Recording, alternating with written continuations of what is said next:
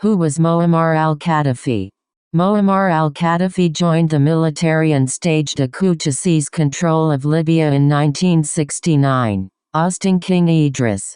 Though his Arab nationalist rhetoric and socialist-style policies gained him support in the early days of his rule, his corruption, military interference in Africa, and record of horrific human rights abuses turned much of the Libyan population against him. Accused of supporting terrorism, in the last decade of his rule Qaddafi reached a rapprochement with Western leaders, and Libya became a key provider of oil to Europe. During the Arab Spring of 2011, NATO troops supported dissidents attempting to overthrow Qaddafi's government. After months on the run, on October 20, 2011, he was killed in his hometown of Sirte. Early life. Muammar al-Qaddafi was born on June 7, 1942, in Sirte, Libya. Raised in a Bedouin tent in the Libyan desert, he came from a tribal family called the al-Qaddafi. At the time of his birth, Libya was an Italian colony. In 1951, Libya gained independence under the Western allied King Idris. As a young man Qaddafi was influenced by the Arab nationalist movement, and admired Egyptian leader Gamal Abdel Nasser. In 1961 Qaddafi entered the military college in the city of Benghazi. He also spent 4 months receiving military training in the United Kingdom. After graduating, Qaddafi steadily rose through the ranks of the military.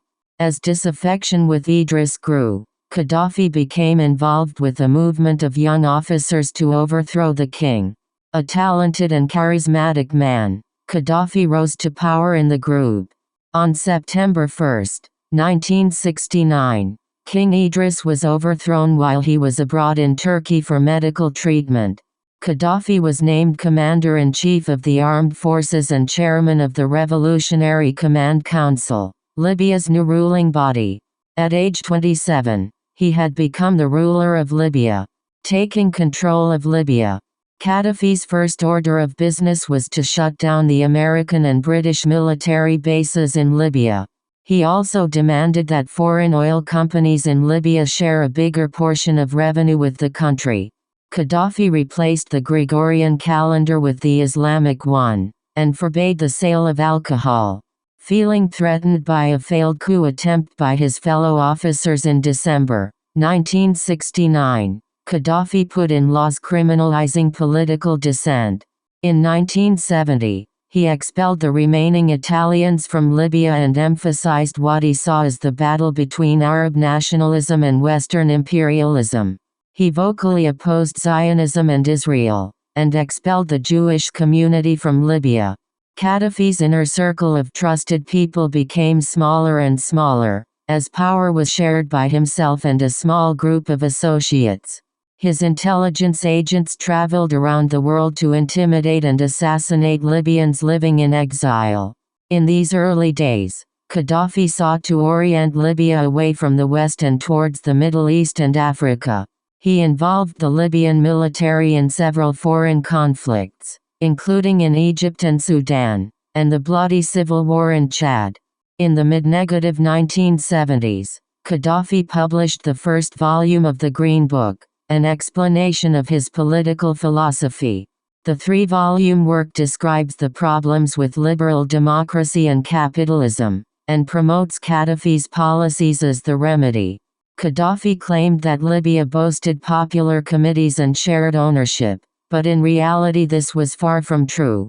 Qaddafi had appointed himself or close family and friends to all positions of power, and their corruption and crackdowns on any kind of civic organizing meant much of the population lived in poverty. Meanwhile, Qaddafi and those close to him were amassing fortunes in oil revenue while the regime murdered those it deemed as dissidents. International notoriety. Qaddafi's ruling style was not just oppressive, it was eccentric. He had a cadre of female bodyguards in heels, considered himself the king of Africa, erected a tent to stay in when he traveled abroad, and dressed in strange costume-like outfits. His bizarre antics often distracted from his brutality, and earned him the nickname the Mad Dog of the Middle East. In addition to his destructive rule at home, Qaddafi was despised by much of the international community. His government was implicated in the financing of many anti-Western groups around the world, including some terror plots. The Irish Republican Army allegedly had links to Qaddafi.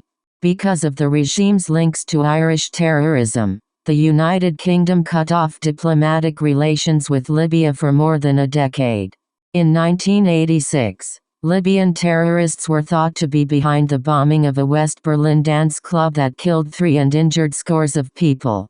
The United States in turn, under President Ronald Reagan's administration, bombed specific targets in Libya that included Qaddafi's residence in Tripoli. In the most famous instance of the country's connection to terrorism, Libya was implicated in the 1988 Lockerbie bombing. A plane carrying 259 people blew up near Lockerbie, Scotland, killing all on board, with falling debris killing 11 civilians on the ground. Libyan terrorists, including an in-law of Qaddafi's, were also believed to be behind the destruction of a French passenger jet in 1989, killing all 170 on board. Rapprochement with the West. In 1990s, the relationship between Qaddafi and the West began to thaw. As Qaddafi faced a growing threat from Islamists who opposed his rule, he began to share information with the British and American intelligence services. In 1994, Nelson Mandela persuaded the Libyan leader to hand over the suspects from the Lockerbie bombing. It wasn't long before Qaddafi had mended relations with the West on many fronts. Qaddafi was welcomed in Western capitals, and Italian Prime Minister Silvio Berlusconi counted him among his close friends. Qaddafi's son and heir apparent, Saif al-Islam Qaddafi, mixed with London's high society for several years. Many critics of the newfound friendship of Qaddafi and the West believed it was based on business and access to oil. In 2001, the United Nations eased sanctions on Libya, and foreign oil companies worked out lucrative new contracts to operate in the country. The influx of money to Libya made Qaddafi, his family and his associates even wealthier. The disparity between the ruling family and the masses became ever more apparent. Arab Spring. After more than 4 decades in power, Qaddafi's downfall happened in less than a year. In January 2011, the Tunisian revolution forced out longtime dictator Zayn al-Abidine Ben Ali and set off the Arab Spring. The next month, Egyptian ruler Hosni Mubarak was forced out, providing a morale boost to protesters in several Arab capitals. Despite the atmosphere of severe repression, demonstrations broke out in the city of Benghazi and spread throughout Libya. Qaddafi used aggressive force to try to suppress the protests, and the violence quickly escalated. Police and foreign mercenaries were brought in to shoot at protesters, and helicopters were sent to bombard citizens from the air. As casualties mounted, Libyans grew more determined to see Qaddafi's ouster. As violence spread through the country, Qaddafi made several rambling speeches on state television, claiming the demonstrators were traitors, foreigners, al-Qaeda and drug addicts. He urged his supporters to continue the fight, and small groups of heavily armed loyalists battled against the rebels. By the end of February 2011, the opposition had gained control over much of the country, and the rebels formed a governing body called the National Transitional Council. The opposition surrounded Tripoli, where Qaddafi still had some support. Most of the international community expressed support for the NTC and called for the ouster of Qaddafi. At the end of March, a NATO coalition began to provide support for the rebel forces in the form of airstrikes and a no-fly zone. NATO's military intervention over the next 6 months proved to be decisive. In April, a NATO attack killed one of Qaddafi's sons. When Tripoli fell to rebel forces in late August, it was seen as a major victory for the opposition and a symbolic end for Qaddafi's rule. In June 2011, the International Criminal Court issued warrants for the arrest of Qaddafi, his son Saif al-Islam, and his brother-in-law for crimes against humanity. In July, more than 30 countries recognized the NTC as the legitimate government of Libya. Gaddafi had lost control of Libya, but his whereabouts were still unknown. Death and turmoil. On October 20, 2011, Libyan officials announced that Gaddafi had died near his hometown of Sirte, Libya. Early reports had conflicting accounts of his death, with some stating that he had been killed in a gun battle and others claiming that he had been targeted by a NATO aerial attack. Video circulated of Gaddafi's bloodied body being dragged around by fighters. For months, Gaddafi and his family had been at large, believed to be hiding in the western part of the country where they still had small pockets of support.